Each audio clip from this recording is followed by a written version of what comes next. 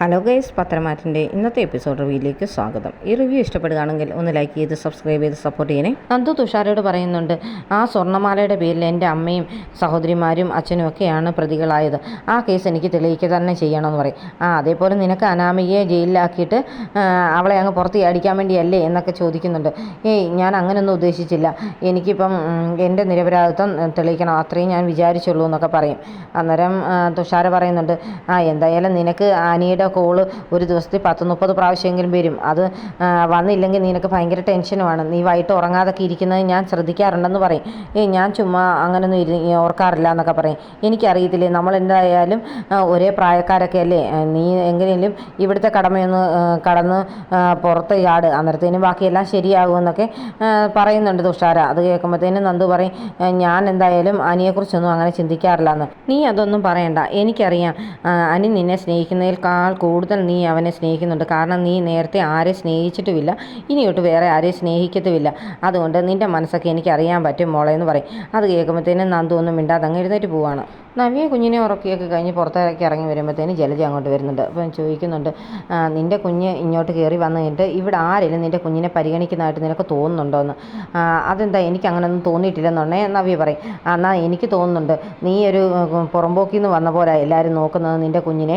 ഇവിടെ എല്ലാവർക്കും ആദർശിൻ്റെ കുഞ്ഞിനെ മതി, ആ ചന്തുമോളെ അവളെയാണ് എല്ലാവരും എടുത്ത് തലയിൽ വെച്ചിരിക്കുന്നത് പറയും. അപ്പോൾ നവ്യ പറയും, അതിനെന്താ, ആ കൊച്ചും ഇവിടുത്തെ കൊച്ചുമകളല്ലേ എന്ന് ചോദിക്കും.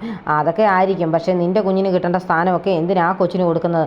അത് ഏത് വീട്ടിൽ നിന്ന് വന്നാണോ എങ്ങനെയാണെന്നൊന്നും ആർക്കും അറിയത്തില്ല. അപ്പോൾ നീ നിൻ്റെ സ്ഥാനം ഉറപ്പിക്കുകയല്ലേ ചെയ്യേണ്ടത്. നിൻ്റെ കുഞ്ഞിന് വേണ്ട ഇവിടെ ഏറ്റവും കൂടുതൽ സ്ഥാനം കിട്ടേണ്ടത്, ഇവിടുത്തെ സ്വത്തിന് വരെയും അവകാശം ഇനി കൂടുതലും ആദർശിൻ്റെ കുഞ്ഞിനായിരിക്കും എന്നൊക്കെ പറയും. നീ അല്ലേ ചെന്ന് നോക്ക്, ഇപ്പം മുത്തച്ഛൻ്റെയും മുത്തശ്ശിയുടെ എല്ലാം ഇടയിൽ ആ കൊച്ചു കാണും, ഇവിടെ എല്ലാവരും താലോലിക്കുന്ന അതിനെയാണ്, നിൻ്റെ കുഞ്ഞിനെ ഇവിടെ ആർക്കും വേണ്ട എന്നൊക്കെ പറഞ്ഞ് ശരിക്കും ജലജ നവിയെ ഇളക്കി വിടുന്നുണ്ട്. മുത്തശ്ശനും മുത്തശ്ശിയും ചന്തുമോളെയൊക്കെ കളിപ്പിച്ചുകൊണ്ടിരിക്കുകയായിരുന്നു. അപ്പം മുത്തശ്ശൻ പറയുന്നുണ്ട്, മോള് പഠിച്ച് നല്ല നിലയിലെത്തണം, എന്നാലേ അച്ഛനെ പോലെ വലിയ MD ഒക്കെ ആകാൻ പറ്റത്തുള്ളൂ എന്നൊക്കെ. ആ സമയത്ത് നവി അങ്ങോട്ട് കയറി വരുന്നുണ്ട്. ഇവള് മാത്രം കമ്പനി ഭരിച്ചാൽ മതിയോ മുത്തശ്ശ, എൻ്റെ കുഞ്ഞും ഈ വീട്ടിലെ തന്നെയല്ലേ എന്നൊക്കെ ചോദിക്കുന്നുണ്ട്. അതെന്താ നീ അങ്ങനെ പറഞ്ഞെന്ന് എല്ലാവരും ചോദിക്കും. അന്നേരം നവി പറയും, ഇതുവരെ എൻ്റെ കുഞ്ഞിനെ മുത്തശ്ശൻ വന്നൊന്നും എടുത്തില്ലല്ലോ, മുത്തശ്ശിയാണെങ്കിലും ഒരു പ്രാവശ്യം എടുത്തുള്ളൂ, ഇവളെയാണല്ലോ എല്ലാവരും താലോലിക്കുന്നതെന്ന് പറയും. ഇവളൊരു കൊച്ചുകുട്ടിയല്ലേ, പിന്നെ തലയുറയ്ക്കാത്ത കുഞ്ഞുങ്ങളെയൊന്നും ഞാൻ എടുക്കാറില്ലെന്ന് മുത്തശ്ശൻ പറയും. പിന്നെ വസുന്ധര എടുത്തില്ലേ എന്നൊക്കെ ചോദിക്കുന്നുണ്ട്. അന്നേരത്തേന് നവ്യ പറയും, അതാണോ ശരി, എൻ്റെ കുഞ്ഞല്ലേ ഇവിടുത്തെ ആദ്യത്തെ കൊച്ചുമകളെന്ന് പറയും. അതല്ലല്ലോ, ചന്തുമോളല്ലേ ഇവിടുത്തെ ആദ്യത്തെ കൊച്ചുമകൾ, അതുകൊണ്ട് ആ കുട്ടിയെ ഞങ്ങൾ പരിഗണിക്കുക തന്നെ ചെയ്യുമെന്നൊക്കെ പറയും. അത് കേൾക്കുമ്പോഴത്തേനും നവിക്ക് അങ്ങ് ദേഷ്യം വരുന്നുണ്ട്. നവ്യ ഉടനെ പറയും, ആദർശിനോടാണ് എനിക്ക് ഏറ്റവും ദേഷ്യം. നയനെ പിന്നെ ആ കുഞ്ഞിനെ സ്വന്തം കുഞ്ഞായിട്ടൊക്കെ കരുതുന്നു, അത് അവൾ അങ്ങനെയാണ്. പക്ഷേ ആദർശിനെ എല്ലാവരും തലയിലെടുത്തുകൊണ്ട് വെച്ച് നടന്നതാണ്. എൻ്റെ അഭിയെക്കാട്ടിലും ഇപ്പം മോശക്കാരൻ ആദർശാണ് എന്നൊക്കെ പറഞ്ഞ് ദേഷ്യപ്പെടുകയാണ്. പിന്നെ പറയുന്നുണ്ട്, ആദർശിനെ എൻ്റെ സ്ഥാനത്ത് അഭി ആയിരുന്നെങ്കിൽ ഞാൻ അവനെ എൻ്റെ ജീവിതത്തിൽ നിന്ന് തള്ളിക്കളഞ്ഞേനെ എന്നൊക്കെ പറയുമ്പോൾ മുത്തച്ഛനൊന്നും ഞെട്ടുന്നുണ്ട്. എന്നിട്ട് ദേഷ്യത്തോടു കൂടി തന്നെയാണ് നവി അങ്ങ് ഇറങ്ങിപ്പോകുന്നത്. അന്നേരം മുത്തശ്ശി പറയും, ഇതൊക്കെ കേൾക്കുമ്പോൾ അങ്ങ് ഭയങ്കര സങ്കടം തോന്നുന്നുണ്ട് ആദർശിനെ ഇങ്ങനെ കുറ്റം പറയുന്നത് കേൾക്കുമ്പോൾ. അഭിയാണെങ്കിൽ എന്തൊരു കള്ളൻ, അവൻ എന്തൊരു സ്വഭാവമായിരുന്നു എന്നൊക്കെ പറയുമ്പോഴത്തേന് മുത്തശ്ശൻ പറയും, നീ കേട്ടില്ലേ അവൾ പറഞ്ഞത്, ആദർശിൻ്റെ സ്ഥാനത്ത് അഭിയായിരുന്നെങ്കിൽ ഇപ്പം അവനെ എടുത്ത് ജീവിതത്തിൽ നിന്നേ തള്ളിക്കളഞ്ഞേനെന്ന് പറഞ്ഞില്ലേ. ആ ജീവിതം അങ്ങനെയൊക്കെ പോകട്ടെ, എന്തായാലും ജലജ അവനെ ഇതുപോലെ മോശക്കാരനായിട്ട് തന്നെയാണ് വളർത്തിയെടുത്തത്. ഇനിയിപ്പോൾ അവൻ ജീവിതകാലം മുഴുവൻ അങ്ങനെ ആയിരിക്കുകയും ചെയ്യും. ഇനി അവൻ എത്രയൊക്കെ പോകും നമുക്കറിയാമല്ലോ. ആദർശിനെ കുറ്റക്കാരനാക്കിക്കൊണ്ട് അവനിങ്ങനെ ആഘോഷിച്ച് നടക്കുക. ഇതിനൊക്കെ എവിടെ കടിഞ്ഞാണിടണമെന്ന് എനിക്കറിയാം. ഒരു ജ്വല്ലറിയുടെ ചുമതല ഞാൻ അവന് കൊടുക്കാമെന്ന് പറഞ്ഞതായിരുന്നു, പക്ഷേ ഇപ്പോൾ അത് തൽക്കാലം കൊടുക്കുന്നില്ല. ഇതെവിടെ വരെ പോകുമെന്നും എവിടെ നിർത്തണമെന്നും ഒക്കെ എനിക്കറിയാം, അതുകൊണ്ട് ഞാനെല്ലാം കരുതി വെച്ചിട്ടുണ്ടെന്ന് മുത്തശ്ശൻ പറയുന്നുണ്ട്. നവി റൂമിലേക്ക് ചെല്ലുമ്പോൾ ചന്തുമോള് കുഞ്ഞിൻ്റെ തൊട്ടിലൊക്കെ ആട്ടിപ്പാട്ടൊക്കെ പാടി നിൽക്കുകയാണ്. നവിക്ക് അങ്ങ് ദേഷ്യം വരുന്നുണ്ട്. നവി പറയും, നീ എന്തിനാ ഈ മുറി കയറിയത്, നിന്നോട് ഞാൻ പറഞ്ഞിട്ടില്ലേ ഈ മുറി കയറരുതെന്ന്. സ്നേഹത്തോടെ പറയുക, ഇനി മേലിൽ ഈ മുറി കയറിയെന്ന് വഴക്ക് പറയും. അത് കേൾക്കുമ്പോഴത്തേനും ചന്തുമോൾക്ക് അങ്ങ് സങ്കടമാകുന്നുണ്ട്. അപ്പം അത് കേട്ടുകൊണ്ടാണ് നയനെ അങ്ങോട്ട് വരുന്നത്. ചേച്ചി എന്താ ഇങ്ങനെയൊക്കെ പറയുന്നത്, അതൊരു കൊച്ചുകുട്ടിയല്ലേ, കുഞ്ഞിനെ കളിപ്പിക്കണമെന്ന് അതിന് ആഗ്രഹം ഉണ്ടായിട്ടല്ലേ വന്നതെന്നൊക്കെ ചോദിക്കുന്നുണ്ട്. അപ്പം നവി പറയും, അങ്ങനെ എൻ്റെ കുട്ടിയെ അങ്ങനെ കളിപ്പിച്ച് അവൾ അങ്ങനെ സന്തോഷിക്കേണ്ട, എൻ്റെ മുറിയിൽ ആ കുഞ്ഞ് കയറുകയും വേണ്ട, എനിക്കിഷ്ടമില്ല എന്ന് പറയും. അത് കേൾക്കുമ്പോഴത്തേനും അപ്പോഴത്തേനും നയനയ്ക്ക് അങ്ങ് സങ്കടം വന്നിട്ട് നയന പറയും, എന്തായാലും എൻ്റെ അബിയുടെ സ്ഥാനത്തേക്കാൾ ഒത്തിരി താഴെ ഇപ്പോൾ ആദർശേട്ടൻ്റെ സ്ഥാനം. ഞാൻ ആദർശേട്ടൻ്റെ കാര്യം പറഞ്ഞ് അബിയോട് വരെയും വഴക്കുണ്ടാക്കിയിട്ടുണ്ട്. ഇപ്പോൾ അബിയുടെ മുമ്പിൽ നിൽക്കാനുള്ള യോഗ്യത പോലും ആദർശേട്ടനില്ലല്ലോ എന്നൊക്കെ പറയും. അന്നേരത്തേനുടനെ നയനയ്ക്ക് അത് കേൾക്കുമ്പോൾ അങ്ങ് ദേഷ്യം വരുന്നുണ്ട്. എന്തായാലും ചേച്ചി ഇനി ആ കാര്യമൊന്നും തിരക്കാൻ പോകണ്ട. ഞാൻ ഈ കുഞ്ഞിനെ എൻ്റെ സ്വന്തം കുഞ്ഞായിട്ട് വളർത്തുന്നുണ്ട്. ഇതൊരു കുഞ്ഞല്ലേ, അതുകൊണ്ട് ചേച്ചി ഇതിനെക്കുറിച്ചൊന്നും ചിന്തിക്കേണ്ടെന്ന് പറയും. എടി ഞാൻ ഇതിനെ ഇവിടെ സ്നേഹമൊക്കെ കാണിച്ചേനും, ഇത് നിൻ്റെ സ്വന്തം കുഞ്ഞായിരുന്നെങ്കിൽ. ഇത് വല്ലവരുടെയും കുഞ്ഞല്ലേ, അതിനെ ഇപ്പോൾ സ്നേഹിക്കേണ്ട ആവശ്യമൊന്നും എനിക്കില്ല എന്ന് നവ്യ പറയുന്നുണ്ട്. നയന കുഞ്ഞിനെ ആശ്വസിപ്പിച്ചൊക്കെ വരുന്നുണ്ട്. മോള് വിഷമിക്കൊന്നും വേണ്ട കേട്ടോ എന്നൊക്കെ പറഞ്ഞു വരുമ്പോഴത്തേന് ആദർശ് ഇങ്ങനെ പുറത്തിരിപ്പുണ്ട്. അപ്പോൾ ആദർശിൻ്റെ അടുത്ത് ചെന്നിട്ട് നയന പറയുന്നുണ്ട്, കുഞ്ഞ് നവ്യേച്ചിയുടെ കുഞ്ഞിൻ്റെ അടുത്ത് ചെന്ന് അത് നവ്യേച്ചിക്ക് ഇഷ്ടപ്പെട്ടില്ല, നവ്യേച്ചി ഇറക്കി വിട്ടെന്നൊക്കെ പറയും. അന്നേരത്തേനുണ്ടെ ആദർശ് കുഞ്ഞിനെ ഇങ്ങെടുക്കുന്നുണ്ട്. എന്നിട്ട് മടിയിലൊക്കെ വെച്ചിട്ട് പറയും, ഇനി ഞാൻ എൻ്റെ സ്വന്തം മോളെ പോലെ ഞാൻ ഇവളെ കരുതും.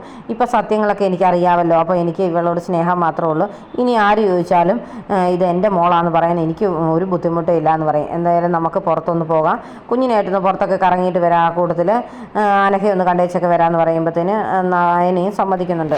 ആദർശം നയനയെ അനഘയെ കാണാനായിട്ട് ചെല്ലുന്നുണ്ട്. കുഞ്ഞിനെയും കൊണ്ടാണല്ലോ ചെല്ലുന്നത്. എന്നിട്ട് പറയുന്നുണ്ട്, ഞങ്ങൾ കുഞ്ഞുമായിട്ടൊന്ന് പുറത്ത് കറങ്ങാനായിട്ട് പോയതായിരുന്നു, അന്നേരത്തേന് അനഘയെ ഒന്ന് കണ്ടേച്ച് പോകാമെന്ന് വിചാരിച്ചെന്നൊക്കെ പറയും. അപ്പോൾ അതൊക്കെ കേൾക്കുമ്പോൾ അനഘയ്ക്ക് അങ്ങ് സങ്കടമായിട്ട് കിടക്കുകയാണ്. എന്തായാലും സങ്കടപ്പെടുകയൊന്നും വേണ്ട, അനഘ ഇനിയും ബുദ്ധിമുട്ടൊന്നും വേണ്ട കേട്ടോ, ഇത് ആരുടെ കുഞ്ഞാണെന്നൊക്കെ ഞങ്ങൾക്ക് മനസ്സിലായി, അത് നയനയ്ക്ക് മനസ്സിലായി. ഞങ്ങളിപ്പം അച്ഛനും അമ്മയായിട്ട് ഈ കുഞ്ഞിനെ ഏറ്റെടുത്ത് കഴിഞ്ഞു, മുത്തശ്ശനും എല്ലാവർക്കും സത്യം അറിയാം, അതുകൊണ്ട് സങ്കടപ്പെടുകയൊന്നും വേണ്ട കേട്ടോ എന്ന് പറഞ്ഞിട്ട് ഇവർ കുഞ്ഞുമായിട്ടൊക്കെ വെന്നെങ്കിൽ പുറത്തോട്ട് പോരുവാണ്. പുറത്ത് വന്ന് കുഞ്ഞിന് ഐസ്ക്രീമൊക്കെ മേടിച്ച് കൊടുക്കുന്നുണ്ട്. എന്നിട്ട് ചോദിക്കുന്നുണ്ട്, മോക്കിനി എന്തൊക്കെയാണ് വേണ്ടേ, നമുക്ക് ഡ്രസ്സ് എടുക്കാൻ പോകാം, ടോയ്സ് മേടിക്കാൻ പോകാം എന്നൊക്കെ പറയും. എന്നിട്ട് കുറച്ച് ടോയ്സൊക്കെ വെച്ച് കുഞ്ഞാവയും കളിപ്പിക്കണം കേട്ടോ എന്നൊക്കെ പറയുമ്പോൾ ചന്തുമോള് സമ്മതിക്കുന്നൊക്കെ ഉണ്ട്. ഈ സമയം നവ്യ നല്ല സുന്ദരിയായിട്ടൊക്കെ ഒരുങ്ങുകയാണ് നിന്ന്. അപ്പോൾ തന്നെ അബി അങ്ങോട്ട് വന്നിട്ട് പറയും, ഓ നീ ഒന്നുകൂടെ സുന്ദരിയായിട്ടുണ്ടല്ലോ എന്ന് പറയും. ഓ ഞാനിപ്പോൾ പ്രസവം കഴിഞ്ഞ് വന്നപ്പോൾ തന്നെ ഇച്ചിരി അടുത്ത് അടിച്ചിട്ടുണ്ടല്ലേ എന്നൊക്കെ നവ്യ ചോദിക്കുന്നുണ്ട്. ഏയ് അങ്ങനെയൊന്നുമില്ല, നിനക്ക് 10-25 വയസ്സല്ലേ ആയുള്ളൂ, ഒരു കുഞ്ഞിൻ്റെ അമ്മയാണെന്ന് കണ്ടാൽ പറയത്തേ ഇല്ലെന്നൊക്കെ പറയും. അതൊക്കെ ഇരിക്കട്ടെ, നിനക്കൊരു ബ്രാഞ്ചിൻ്റെ ചുമതല മുത്തശ്ശൻ തരാമെന്ന് പറഞ്ഞിട്ട് ഇതുവരെ തന്നില്ലല്ലോ എന്ന് പറയും. അതൊക്കെ എന്ത് പറയാൻ, അതൊക്കെ തീരുമാനിക്കുന്ന ആദർശല്ലേ എന്ന് പറയും. എന്നാലും ട്രസ്റ്റിലെ അംഗമല്ലേ നീ, അപ്പം നിനക്ക് അതിൻ്റേതായ അവകാശങ്ങളൊക്കെ കിട്ടണ്ടേന്ന് പറയും. അത് ട്രസ്റ്റിൽ ഉള്ളവർക്കെല്ലാം ഒരു കാലത്ത് എല്ലാം കിട്ടുമെന്ന് പറയും. അത് ഏതെങ്കിലും കാലത്തല്ലേ, ഇപ്പം തൽക്കാലം ഏതെങ്കിലും ഒരു ബ്രാഞ്ചിൻ്റെ എങ്കിലും ചുമതല നിനക്ക് കിട്ടിയേ പറ്റത്തുള്ളൂ എന്ന് പറയും. അത് എങ്ങനെ ചെയ്യാനാ, അനിയാണ് എന്നെക്കാട്ടിൽ ഇളയത്, അവന് 3 ബ്രാഞ്ചിൻ്റെ ചുമതലയാണ് കൊടുത്തിരിക്കുന്നത്, പക്ഷേ മുത്തച്ഛൻ എനിക്ക് ഇതുവരെ ഒന്നും തന്നിട്ടില്ല എന്ന് പറയും. അതൊന്നും പറ്റത്തില്ല, നിനക്കിപ്പോൾ ഒരു കുഞ്ഞുണ്ട്, കുടുംബമുണ്ട്, അത് കാരണം നിനക്ക് വേണ്ടതല്ല നീ ചോദിച്ച് വാങ്ങിക്കണമെന്നൊക്കെ പറയും. അതൊന്നും എന്നെക്കൊണ്ട് ഇനി പറ്റത്തില്ല, നിനക്ക് ഇത്ര നിർബന്ധമാണ്, നീ ഇപ്പം ചെന്ന് ചോദിക്കാൻ പറയും. അത് ഞാൻ ചോദിക്കുക തന്നെ ചെയ്യും. പക്ഷേ മുത്തച്ഛൻ്റെ അടുത്ത് ചെന്നപ്പോൾ എന്തോ ഒരു ബുദ്ധിമുട്ട് തോന്നുന്നു, അത് കാരണം ചോദിക്കാനായിട്ട് ബുദ്ധിമുട്ട് വന്നത്, നീ വാ നമുക്കിപ്പം തന്നെ ചോദിച്ചേക്കാന്ന് പറയും. അപ്പോൾ അവിയൊന്നും ഞെട്ടുന്നുണ്ട് കേട്ടോ, അവിക്ക് അങ്ങനെ എന്ന് ചോദിക്കാനും ഒരു മടിയാണ്. നേരത്തേന് അവിയുടെ കയ്യെ പിടിച്ച് വലിച്ചുകൊണ്ട് മുത്തശ്ശൻ്റെ അടുത്തേക്ക് പോവുകയാണ്.